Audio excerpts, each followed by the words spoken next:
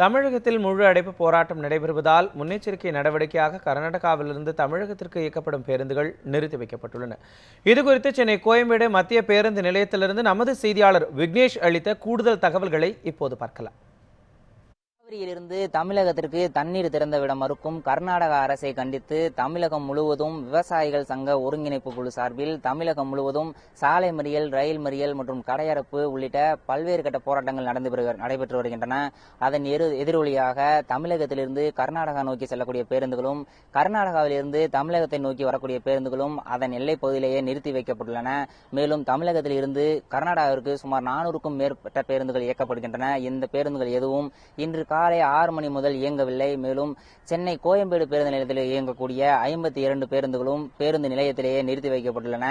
இந்த போராட்டம் குறித்த அறிவிப்பு ஏற்கனவே அறிவிக்கப்பட்டிருந்த காரணத்தினால் இங்கு பயணிகள் பெருமளவில் கூடவில்லை. மேலும் இங்கு கர்நாடகா செல்லவிருந்த பேருந்து பயணிகள் ஒரு சிலர் வந்த போதிலும் ஏமாற்றத்துடன் திரும்பியுள்ளனர். மேலும் இந்த கடையடைப்பு மற்றும் பேருந்துகள் நிறுத்தப்பட்டுள்ளது பயணிகளுக்கு மிகுந்த ஏமாற்றம் அடைந்துள்ளதாக பயணிகள் தெரிவித்துள்ளனர். மேலும் இந்த போராட்டம் மாலை 6 மணி வரை நீடிக்கும் எனவும், இந்த போராட்டம் நிறைவடைந்த பின்னரே கர்நாடகாவிற்கு சென்னை கோயம்பேடு மற்றும் தமிழகத்தில் இருந்து பேருந்துகள் இயக்கப்படும் எனவும் இங்கு போக்குவரத்து துறை சார்பில் தகவல்கள் தெரிவிக்கப்பட்டுள்ளது.